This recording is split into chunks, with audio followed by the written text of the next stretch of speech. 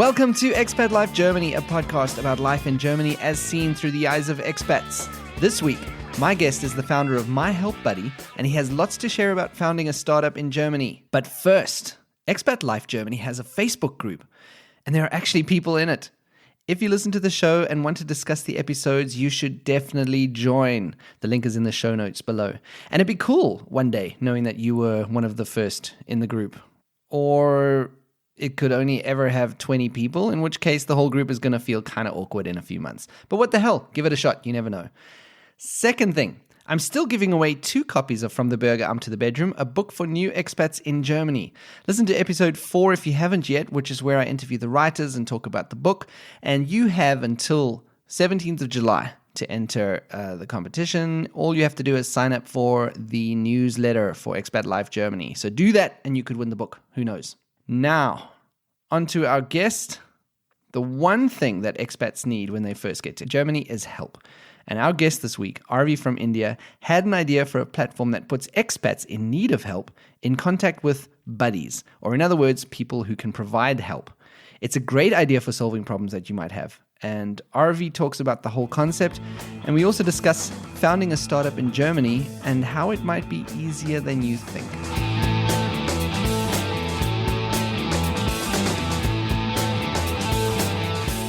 My guest this week is Arvi, who originally is from India. He moved to Germany around 5 years ago to do his master's in Aachen, and then he moved to Frankfurt, and finally he's ended up in Berlin. He started a company called My Help Buddy, where expats help expats. We'll get to his company in good time, but first, Arvi, thanks for joining us. Yeah, thank you so much for inviting. It's a pleasure. Yeah, tell me a bit about where you're from in India. What was life like there? I'm coming from the southern part of India, from the state called Tamil Nadu, and I'm from a city called Coimbatore, which is called the Manchester of South India. Like, it's an entrepreneurial city as well, Right. and it's pretty. It's not so hot. It's nearby Kerala.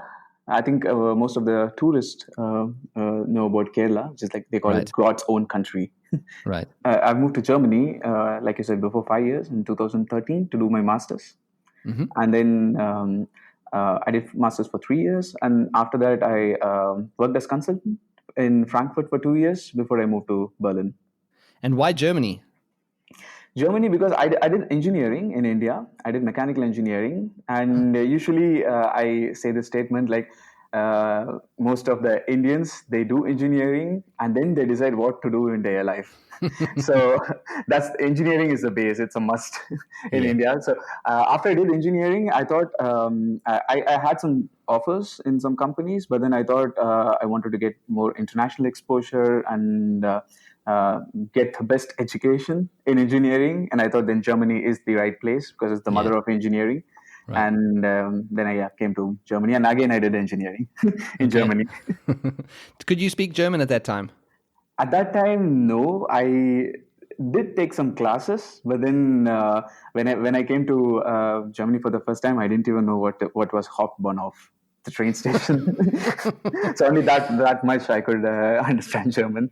So was the engineering course, the masters that you did here, was that in English, or did you learn enough German to do that course in German? The course was completely in English.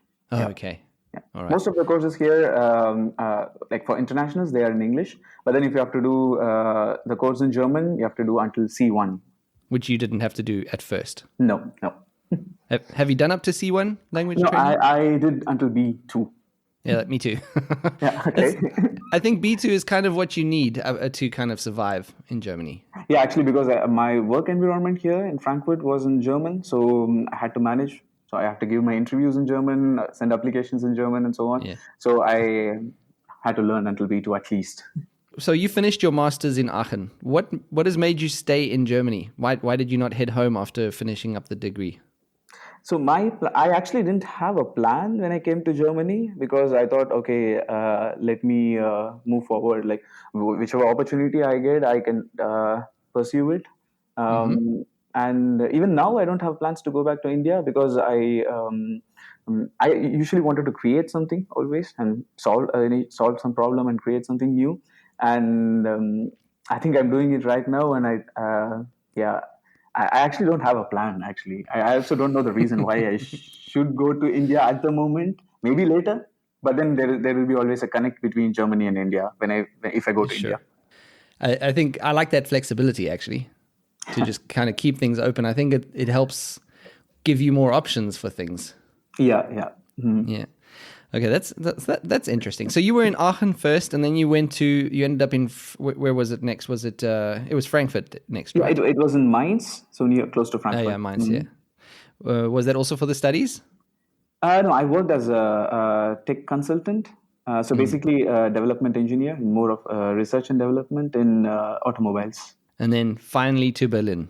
Yeah, Berlin to pursue the startup life. Yeah. So that's what made you settle in Berlin, right? You decided at that point you wanted to start a company, and Berlin was the place to do it. Yeah, actually, when I did my engineering in India, I already had my first company, first venture. I was like helping students in, like I was tutoring them, tutoring like international students in Okay. maths and other subjects. But Yeah. then when I came to Germany, I dropped it. Then I started something else, which is called as INC, International Network of Knowledge. So we aim to internationalize institutions and bring in international exposure for the students. So we conducted some workshops, summer schools, and so on when I was actually studying in Germany. And then I actually came to Berlin to validate my startup, and that's why I actually resigned my job after 2 years. So I got my Niederlassungserlaubnis, which is like permanent residence. So Yeah. after that, you can be independent. So you can either start your own company or maybe study again, or Yeah. kind of be free. Or else, if you have a blue card, then you have to be bound by a contract. So Right. I wanted to get Niederlassungserlaubnis, and then wanted to be free and do some creative stuffs, and that's why I came to Berlin. But why? What is it specifically about Berlin? Because there's a lot of financial institutions in Frankfurt, I guess. Munich also would have been an option. What was the attraction with Berlin Berlin specifically? is a startup hub in Germany. Okay.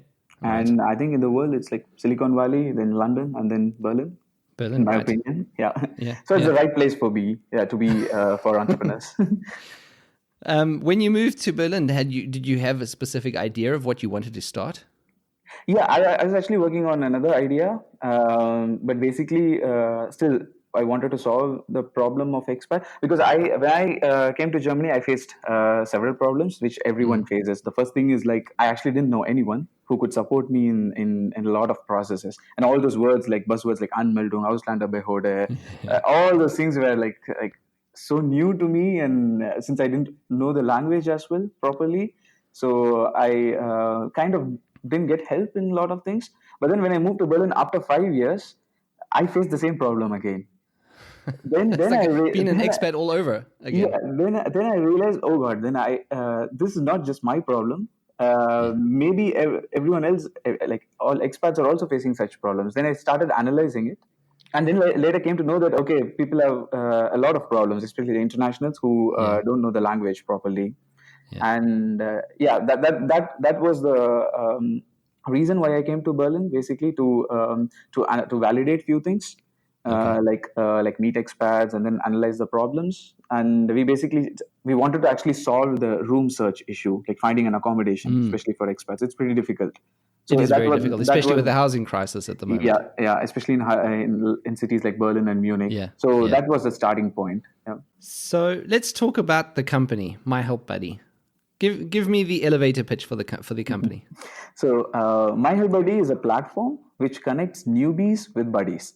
So, newbies are expats, so international people, like working professionals or students who come to Germany or Europe to study or work. And buddies are actually local people, like freelancers or expats or alumni or students who know the local language and the processes, and these are people who are willing to help these newbies in their in any type of topics, so starting from bureaucracy, communication, interpretation, or translation. Okay. So we are a So marketplace for personal services and focusing on right. expats. How are you reaching both of these groups of people? Because I think specifically about the buddies. I think newbies, kind of by the nature of struggling along with everything, they're online, they're looking for answers, they've got specific questions, and they're saying, right, I need to solve this and this and this. But what about the buddies? How are you reaching those people? How are you getting them onto the platform and getting them to offer services? So buddies, in one sense, actually, we are creating jobs. So this is a new type of flexible job being created, because until now, no one actually can imagine that, okay, you can earn money by helping others. Yeah.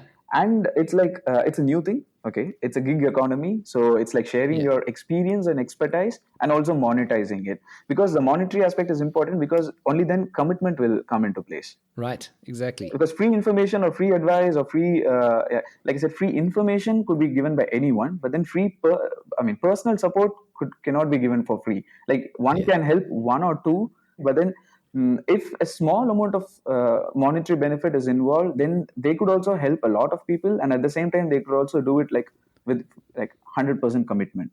So that in that sense, it actually, we did not market anywhere to get buddies. So basically, like based on our like content and other things, people are interested in helping others. So we kind of reached out to people who are already helping others, and also for people who wanted to help others, but at the same time including the monetary benefits, so that they can help a lot of people, and at the same time, they also get some money for their like to sustain. Okay, so explain it to me. So let's say I have something that I need done. I have, let's say, a document that I've got, a German document, and I need help to understand it. Maybe it's a contract. So I need someone with a specific expertise. What kind of contract can it be? Shall we say a rental contract? Yeah. Okay, so I need someone who's going to understand what's in the rental contract, explain it to me, and help me negotiate the terms that are in the contract. What do I do, and what happens? How does the process work? Yeah, basically you go to the platform, myhelpbuddy.com, and then just select book a buddy. So if you click book a buddy, you sign up, and then share your request. So okay, I need help in translating and explaining the house contract, and also accompanying to the landlord visit and negotiating the terms. So this is the a normal, an ideal description of the task. And then you fix a budget. So it starts from 25 euros. So you say, okay, it's a 1 hour work, so it could be 25 euros, for example. And then this request is posted. So this will be visible to all the buddies who are registered.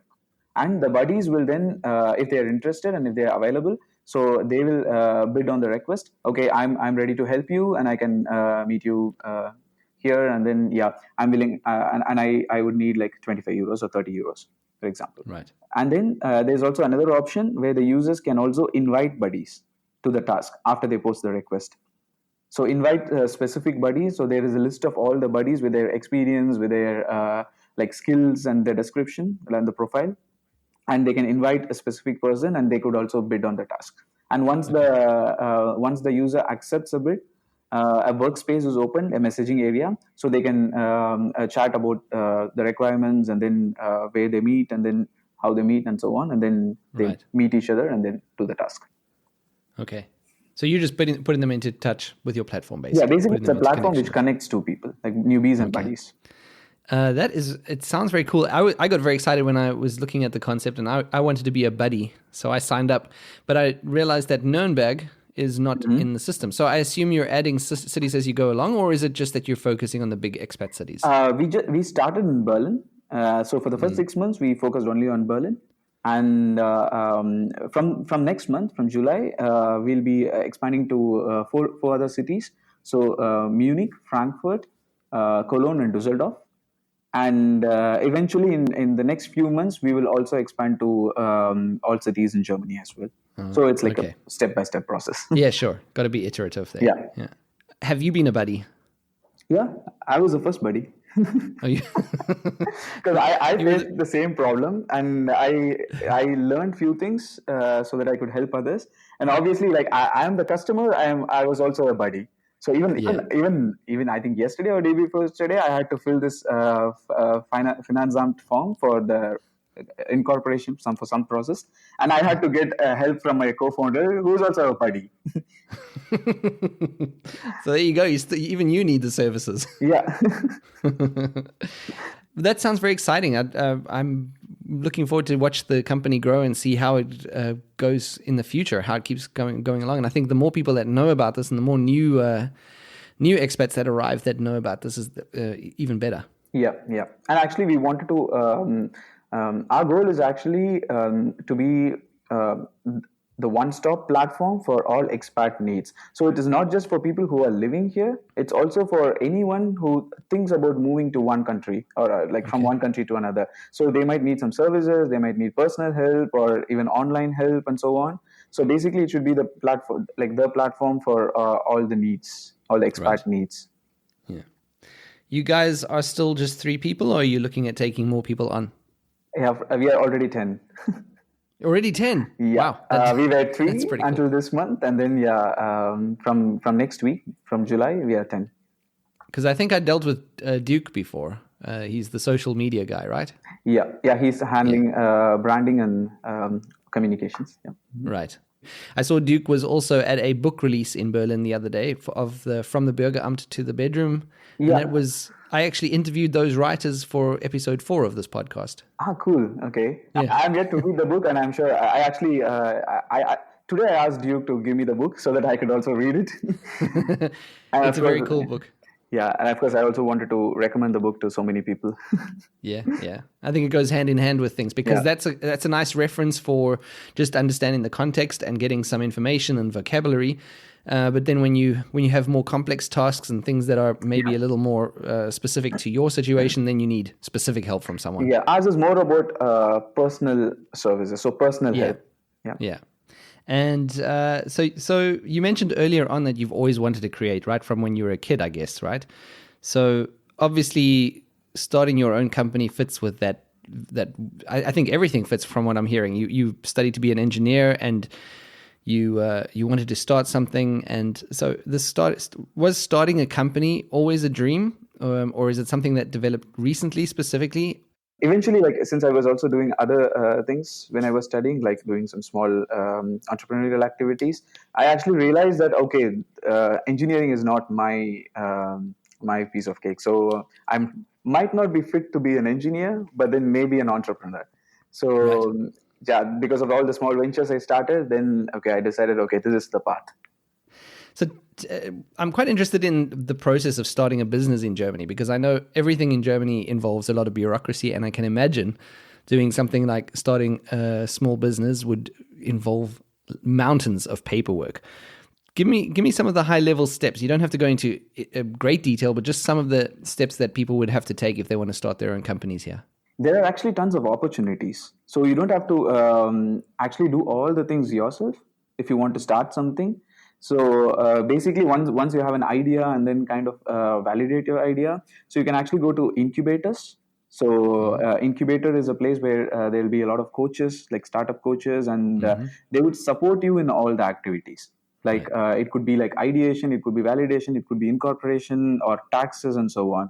And these incubators are run by government. So every university actually has an incubator. Okay. So it's always better, especially for if you are an international, it's always better to actually go to the incubator, discuss your idea, and then get support from them, and and then know all the processes. So paperwork, obviously, it's huge, especially for startup. It's really complicated, and understanding it is pretty difficult unless you have someone to support. So in my Right. case, I actually got support from the incubator. I'm in the Berlin Startup Incubator, I've seen on your and Facebook you've been doing a lot of stuff with them. Yeah. yeah, basically, My Help Buddy, the startup is incubated in this Berlin Startup Incubator. So we are Okay. basically supported by the European Union. Okay. There's a program called Startup Now from the European Union Social Funds Initiative. So these are some of the opportunities available for internationals if you want to start something.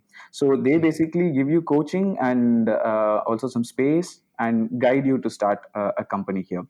So Okay. the process is like first you have to create the articles of association, just like in any other company. So you have to create the objectives, and then go to the notary, and the notary will send the articles of association to handles register, Right. and from there, so after you get the number from handles register, you have to actually also open a bank account You could actually open a startup bank account, which is like almost free for 1 year. So from different banks like Sparkasse, or there are a lot of banks which gives these startup accounts. So you do the notary and bank account, then you transfer the share capital. So if you're putting like 500 euros or 1,000 euros, you should transfer it to the bank account, and afterwards you have to register with the Finanzamt. Okay. So this is the process. So then you get the VAT ID and the tax ID. Yeah, I find it amazing that that there are these institutions that can support you step by step, because that would be a huge thing to figure out on your own, I think. Yeah, because I didn't know that every university actually has an incubator, and it's not just for the students of the university; it's open for everyone. Do they potentially turn down ideas? Do you have to pitch it to them, and then they say, right, we'll support this idea, or we won't support that idea? It's these incubators. So they have several programs. So basically, in Berlin, especially, the first program would be Startup Now. So that just requires a team and a clear idea or problem statement. And then they guide you in actually building your idea and like developing it and validating it. It's not like they don't turn you down if the idea is not nice. So if it has a potential, if it actually solves the problem, that's the core. If your idea solves the problem, and even if you don't have a concrete problem, you just know how to actually solve it, that's more than enough. So they will that's a guide starting you. point. Yeah. How did you meet your co-founders? Because it's you and two others, isn't it? Yeah. So when I came to Berlin, I was involved in Start, which is an entrepreneurship organization run by students in Berlin, and I was organizing Start Call, a conference, an entrepreneurship conference, which happened last November. And there I met Duke and Christina. So Christina was the vice president of Start, and Duke was in external relations. So basically, we worked together to organize the conference. And after the conference, then actually immediately after the conference, we started working on this idea. That's great. It's good. It's good when you meet when you meet people that you get along with and that there's good chemistry there. Yeah, it's like like-minded people and doing something together. Also understanding each other's like positives and negatives, and also their skills. And all these communities are the perfect place to find the right people. How long has this company been around for? We created the platform last year in December. Okay. Well, actually, in a week, just 7 full days, and then Really? yeah, that's the. I really like the design of it, of at least the website. The user interface is very minimalist and clean. I like it a lot. Yeah, we wanted to make it very, very simple, actually. Yeah, and I then like it. We actually wanted, since we understood that there is a need for this in this particular domain, that people are actually facing problems in bureaucracy, in language or communication issues. There was a clear understanding of the need, so we didn't want to delay, because we wanted to solve it immediately. So we created it in a week, and then we launched it in January. So basically on the 1st of January. And then it's been 6 months since we launched. Okay, 6 months. So you're the co-founder and CEO of the company. How busy are you? What is an average day in the life of Arvi? Usually, for this question, I used to reply like this. I mean, this is also like being said by so many people. So it's if you are an entrepreneur, then there are 4 things usually in life, which is like your work, health, sports, and food. So you have to choose maximum 3. You can't have all. You can't have all of them. Yeah. Which 3 have you chosen? In my case, it was just 2. Okay. And which 2 of those? It is work, and then a little bit of food. Like it's like coming from India, we used to cook food every day. Well, basically every meal, not every day, like every single meal. We used to eat hot meals every day. But I think in Germany, people eat hot meal once a day, and then like bread is not hot meal, and then Exactly. So like, this transition was pretty difficult. But when I was a student, I used to cook at least once a day. But then now it has reduced like twice a week, and then eat something like doner or yeah, fitting into the culture. I see. It's quite often people from the subcontinent in the first year, they really miss the spices and the cooking from home, and it's really bland here. But eventually, everyone seems to get used to it, and then lose their ability to handle the spices. Actually, because I go to India every year. Once a year basically, and then on the first day, I used to call my mom before I go, and then I'll say on the first meal, I say, okay, don't add chilies. That is the first thing that I say, and chili is like a mandatory thing in Yeah. everything. And Yeah. my mom used to scold me, "What? You don't want chilies?" That's crazy. So, if you were giving advice to other expats who were thinking of starting their own companies here in Germany, what would some advice be that you could give them? Yeah, the first thing is also based on my experience. Initially, I used to think, okay, I wanted to create something, and yeah, I have an idea, and I'll do it. So that was the attitude. But then Mm. after I actually also did some courses from Harvard Business School, and also participated in an accelerator program in San Francisco, where it was Oh, off. It was not in San Francisco; it was like online, but then by an accelerator in San Francisco. So right. after that, the attitude changed, which is like create something what people actually want. Solve a real problem. Right. Don't solve a problem which is actually existing only for you. It Yeah. should be. I mean, many people should face the problem, Yeah. because so many people will actually start something that they like. It's not That's about true. like entrepreneurship is like creating something what people really want. So That's that's true. the first thing. And the other thing is, even though if you're in a new country, could be Germany or Europe, and you may be coming from any country, that's okay. But then there are a lot of opportunities, but you have to actually search for it. And there Yeah. are a lot of opportunities, and there are a lot of freebies, like Okay. free advice, like this incubator, and there are a lot Yeah. of government scholarships. So, for example, uh, for the first 6 months, we were in Startup Now program in the incubator, which provided us all the mentoring and the co-working space.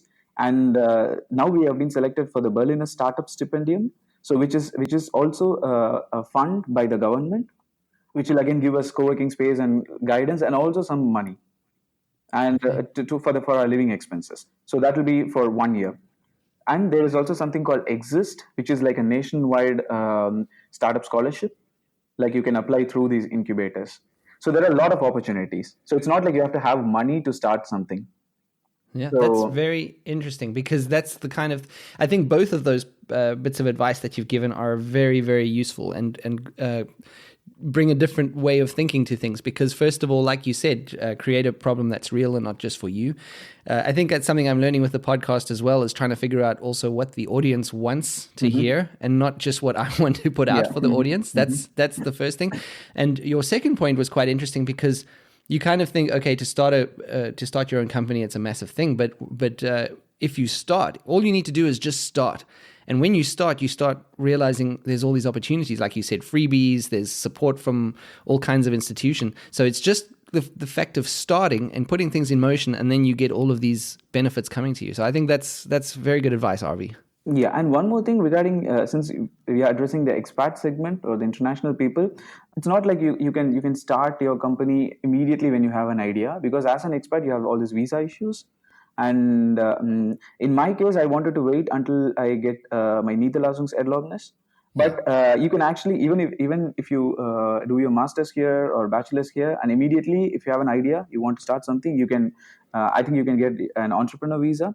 So you have to plan that well in advance, because okay, we are not in our home country where we can do whatever we want at yeah, any point of time. So plan it well in advance, like see all the options like entrepreneur visa, and then all this stipends, what I mentioned, and also yeah. whether you wanted to work and then go get the permanent residence, Niederlassungserlaubnis, and then start something. Okay, so you're playing the long game basically. Yeah, Get and a yeah, strategy and figure it out, and then move towards the goal over time. So, as the CEO of your company, that's pretty exciting to be a CEO. But which leaders do you look to for inspiration? Who's inspired you in your life, and who inspires you now? Initially, actually, I didn't have an inspiration because I was not. I mean, I didn't have that much exposure when I started when I was in Yeah, bachelor's. But then later, Elon Musk and right. Jack Ma. Comparing to I see countries differently. US visionary, and then Germany is like more of perfection, operational excellence, and more of practical things. And Hmm. then India and China is like there are a lot of problems, and people are so creative there. So you can Right. it's more of creativity mixed with operational excellence mixed with a vision. So I see it in three aspects, and Elon Musk comes in the visionary aspect, and Yeah. Jack Ma, he saw something huge in China, and it could be easily related to India as well, because people are almost having the same mentality. And Jack Ma for not just thinking big, thinking different, very different. Okay. Cool. What are your future plans for the next year with my help buddy? So for the next 6 months, we wanted to expand in like 5 cities in Germany, Right. and then within a year we'll be available in the entire Germany. Yeah, that's the plan. So that's the plan, and then you see where it goes from there. Yeah, and also include more features which are relevant and which will add value for the users. Very cool. Well, Arvi, I wish you all the best for My Help Buddy. I wish you all the best for your endeavors. It was really, really cool to talk to you. Very interesting to hear about the process of setting up businesses and all the help that's available for people. And hopefully that's a bit of an inspiration for other expats who've been thinking about doing something like this. Thank you so much. Actually, thank you so much for the opportunity. Like, this is my first podcast as well. So I hope the users will enjoy it. And it is an honor to have you on as your first podcast. That it would be this one. It is an honor. And if someone needs any help, like any advice or related to starting a company or anything, they could also connect with me in Facebook or LinkedIn. Yeah. Mm-hmm. Yeah. So where can they find you? So obviously myhelpbuddy.com is the website for the platform, and then you are available on Facebook. Yeah, I'm actually a buddy as well. So if someone needs help from me directly, you can also book me as a buddy. But then if you need some advice, you can obviously connect me with me in LinkedIn or Facebook. In Facebook, it's Arvi. And in LinkedIn, my actual name is Aravind Palaniswamy. It's so complicated. So if you just type My Help Buddy in LinkedIn, you'll get me. Okay, I'll put your name and links to all your social media accounts in the show notes of this podcast episode, so people can get hold of you if they need to. Sure, yeah. Cool. Okay, Arvi, thank you very much for your time, and all the best for the company going forward. Thank you so much. Yeah. So that was Arvi, and if you haven't yet, you should definitely check out myhelpbuddy.com. It's an additional way for you to get help with specific problems you might have, and if you've been here a while, it might also be a way to earn some extra cash from your expat experience. So try it out and let me know what you think. The other thing that was interesting in that discussion was learning how much assistance and support there is for starting a company in Germany, even if you're an expat. It definitely makes the barrier for entry lower if you have a killer idea. So if you do have an idea, maybe you want to start checking that out. Get in touch with Arvi, get in touch with people who know what's going on, and yeah, maybe you would be on your way to starting that startup you always want to start up. And that's it. Follow me on Instagram at Expat Life Germany and on Twitter at ExpatLifeDE. If you want to be on the show, and I really hope you do, go to expatlifegermany.de and click on the Be on the Show link. Or you can just email me directly at expatlifegermany@gmail.com. Yeah, I know. I need a proper email address. One day, kids, one day. And with that, I'm out. Until next time.